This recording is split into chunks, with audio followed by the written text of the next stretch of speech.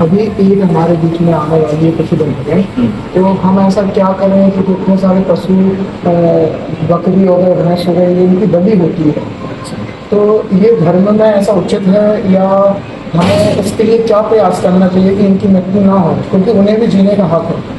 इसमें आप क्या कहेंगे गुरु जी? आप एक कहेंगे, वैसे तो कहीं लिखा ही नहीं है कि हम किसी को मृत्यु दंड दें, मारे काटें। अहिंसा परमो धर्मो यदो भक्ति, हम जीने और जीने दे की भावना रखते हैं। कुपुत्र जाए तक उचित कुमाता न भवती, पुत्र तो कुपुत्र हो सकता है और माता का कुमाता नहीं हो सकती। तो शास्त्र में ऐसा कहीं भी वर्णित नहीं आया है कि हम किसी भी जीव को मार करके या देवताओं को चढ़ा करके उसका भक्षण करें।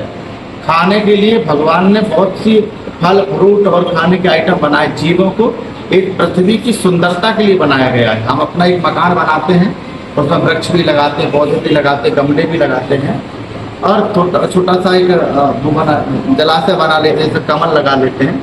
ये भगवान का विग्रह, भगवान का एक घर है भारत, और भारत की भूमि भगवान अवतार लेते हैं। तो कहीं तो वन लगाया उन्होंने, इसके तालाब बनाए, कहीं समुद्र बनाए, उन्होंने जीव डाले, जंतु डाले। तो ये भगवान का इस सुंदर से घर को, सुंदर से जीवों को बिगाड़ने का अधिकार किसी को नहीं है और न मारने का अधिकार है।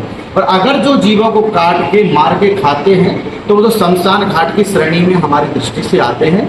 और ऐसे शमशान घाट की श्रेणी वाले व्यक्तियों के जीवन में भूत प्रेतों का वास रहता है और इंसान का वास नहीं होता, भगवान का वास नहीं होता। तो मैं तो यही संदेश देना चाहता हूँ भैया, सभी लोग, कोई भी त्योहारों में किसी भी धर्म की निंदा नहीं करता हूँ, लेकिन जो शास्त्र सम्मत बात हो वही जीव को करना चाहिए। क्योंकि आज हमारे बेटे को कोई काटे या मारे तो क्या हम उसे सही कहेंगे? तो जीव का ही बेटा है जीव। अगर हम किसी व्यक्ति को, किसी भी जीव के वंश को काटते तो हमारे जीवन बद्दुआ लगती है और बद्दुआ ही हमारे जीवन को नरक में ले जाती है।